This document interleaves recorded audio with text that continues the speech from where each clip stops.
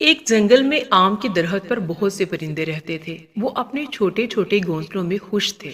بارش کا موسم شروع ہونے سے پہلے جنگل کے تمام جانور اپنے گھروں کی مرمت کر لیتے تھے۔ پرندوں نے بھی اپنے گھروں کو مزید محفوظ بنا لیا تھا۔ بہت سے پرندے ٹہنیاں اور پتے لاتے تھے اور دوسرے اپنے گھونسلے بناتے تھے۔ ایک پرندے نے چہچہاتے ہوئے کہا، ہم اپنے بچوں کے لیے کچھ کھانے کا ذخیرہ بھی رکھیں جو بارش میں کام آئے۔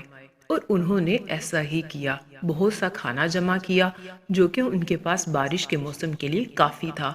انہوں نے خود کو مشکل وقت کے لیے تیار کر لیا تھا۔ جلد ہی بارشیں شروع ہو گئیں۔ تمام جانور اور پرندے اپنے اپنے گھروں میں چلے گئے۔ کئی دنوں تک بارش ہوتی رہی۔ ایک دن بارش میں بھیگا ہوا ایک بندر جنگل میں آیا۔ وہ ایک شاخ پر بیٹھ گیا۔ وہ سردی سے کپ کپا رہا تھا اور اس کے جسم سے پانی ٹپک رہا تھا۔ بیچارے بندر نے پناہ لینے کی پوری کوشش کی لیکن کوئی فائدہ نہ ہوا کیونکہ اسے بارش سے بچانے کے لیے پتے کافی نہیں تھے۔ ارے یہاں تو بہت ٹھنڈ ہے، بندر بیچارے نے سردی سے کانپتے ہوئے کہا۔ پرندے یہ سب دیکھ رہے تھے۔ انہیں بندر پر افسوس ہوا لیکن وہ اس کے لیے کچھ کر نہیں سکتے تھے۔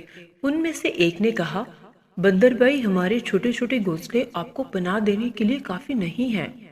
ایک چڑیا نے کہا، ہم سب نے بارش کے موسم کی تیاری کر رکھی تھی، اگر تم بھی کر لیتے تو تم اس قابل رحم حالت میں نہ ہوتے۔ اچھا، تمہاری ہمت کیسی ہوئی مجھے بتانے کی کہ میں کیا کرتا؟ بندر نے چڑیا کو دیکھ کر کہا اور غصے سے چڑیا کے گھونسلے پر جھپٹا اور اسے کھینچ کر زمین پر پھینک دیا۔ چڑیا اور اس کے چوزے گھونسلے سمیت نیچے گر گئے اور ان کا تنکوں سے بنا خوبصورت گھونسلہ خراب ہو گیا۔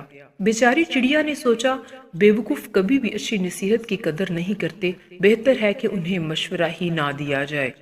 تو بچوں، آج کی کہانی سے ہم نے بھی سیکھا کہ بے وقوف کو سمجھانے کا کوئی فائدہ نہیں ہوتا، بلکہ سمجھانے والا الٹا اپنا ہی نقصان کرتا ہے۔